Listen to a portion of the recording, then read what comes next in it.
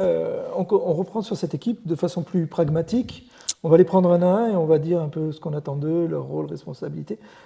On va prendre le premier qui est le membre de l'équipe. Moi, ce que j'appelle le membre de l'équipe, toi, ce que tu appelles l'équipier. Oui, le membre de l'équipe, l'équipier, et comme il coopère, le coéquipier, pourquoi pas, effectivement. Voilà. Et donc, qu'est-ce qu'on attend de lui ? Et donc, sachant que tous les membres de l'équipe, ils sont dans cela.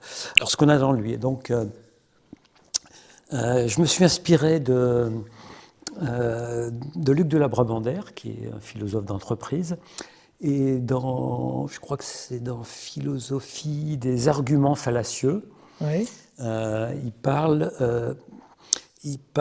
de l'esprit critique. Et dans l'esprit critique, il définit 4 traits de caractère qui sont importants, enfin, pour lui. Donc, ils m'ont semblé intéressants pour reprendre ça, pour exprimer les rôles dans l'agilité. Et donc, c'est basé sur 4 traits de caractère qui sont l'attitude. L'attitude, c'est ce que je suis. Ce que je suis, donc, c'est quelque chose qui dure, quoi, parce que c'est un comportement qu'on a, et voilà, et c'est plutôt long à changer, quand même, ce que je suis. Ensuite, il y a les compétences. D'accord, l'expertise ou pas. Voilà, c'est ce que je sais. Ce que je sais. Il y a la capacité. Alors, la capacité, c'est comment je sais faire. Donc, la différence entre une compétence et une capacité, c'est qu'une compétence, il suffit d'apprendre. Par exemple, on suit une certification Scrum Master, on peut avoir une compétence. Mais la capacité, c'est pouvoir le faire vraiment dans une équipe avec un public en face. Voilà, d'accord, c'est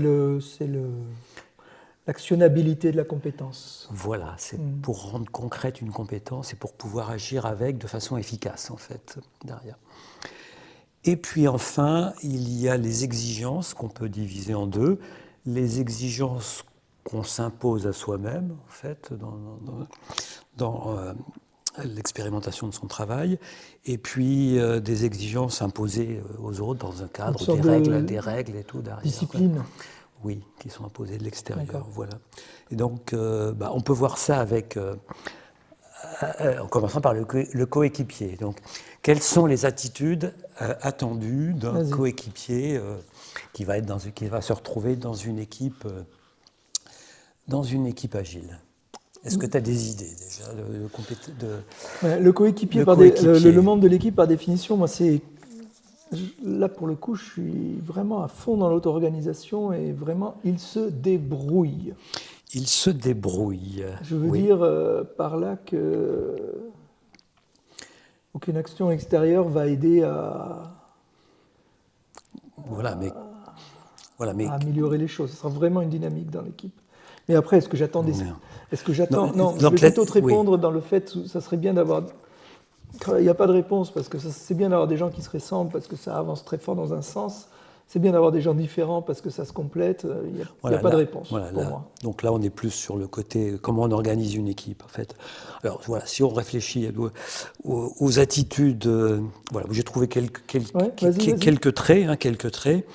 Quelqu'un qui a envie de travailler en équipe et qui est désireux, puisqu'on cherche à obtenir un résultat, qui a envie d'arriver à quelque chose, quoi, en fait. Voilà.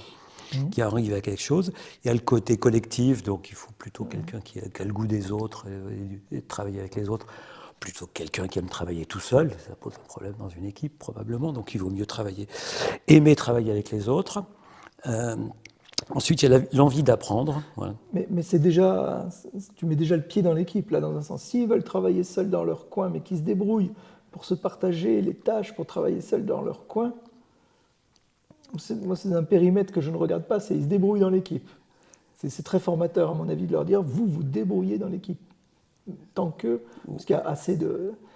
Il y a assez de points de synchro dans Scrum Tu poses la question, oui, est-ce que quelqu'un peut être tout seul, isolé, travailler dans une... Oui, il y a des points de synchro, comme tu le disais, donc forcément, il faut quand même avoir ils peuvent décider de travailler, ils peuvent décider de se répartir le boulot et puis de travailler seuls dans leur coin. Et puis en plus, ils vont avoir des cycles. Il y a des gens qui sont seuls qui sont un peu isolés dans l'équipe pendant quelques mois et qui tout d'un coup, à un moment, changent. Mais c'est vrai qu'il y a un désir d'obtenir un résultat. Toutes les facettes du résultat, C'est-à-dire, c'est presque comme un parcours RH, là, ce que tu dis. Il faut qu'il y ait, il faut qu'il y ait il faut qu'il y ait une bonne appétence sociale, il faut qu'il y ait une bonne compréhension émotionnelle de ce qui se passe, il faut une intelligence situationnelle, tu vois, et il faut aussi comprendre les tenants et les aboutissants souvent, on est dans des entreprises qui cherchent à avoir un impact marché, donc avoir cette compréhension-là de ce que l'on cherche à faire.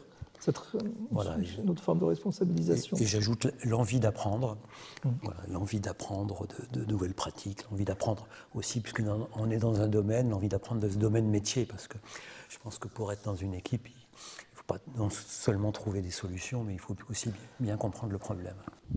Des fois, de façon assez provocative, je vais dire qu'il y a des gens qui ne sont pas à leur place. On pourrait dire dans notre langage un peu de code de développeur, les boulets. Et l'auto-organisation, ça peut faire peur à du management pour des gens qu'ils n'estiment pas performants. Et j'essaye de dire beaucoup, de toute manière, si c'est quelqu'un qui ne veut pas travailler, qui n'a pas envie, qui n'a pas le désir d'apprendre, quoi qu'il arrive, il n'aura pas envie de le faire, etc. Tout ce qui peut se passer, c'est que dans une équipe agile, il aura l'espace pour potentiellement avoir ce désir et il ne sera pas pire. Voilà. Ou alors, ça se révélera plus. Voilà. Et donc, on pourra ça sera pas pire, quoi qu'il arrive. On pourra agir à ce moment-là. Mais effectivement, ça associe un autre truc que j'ai constaté, c'est que, voilà, on en parlera peut-être dans le choix des équipes, mais que souvent, on prend les personnes qu'on a et puis on les met ensemble et on les met ensemble et on voit ce qui se passe.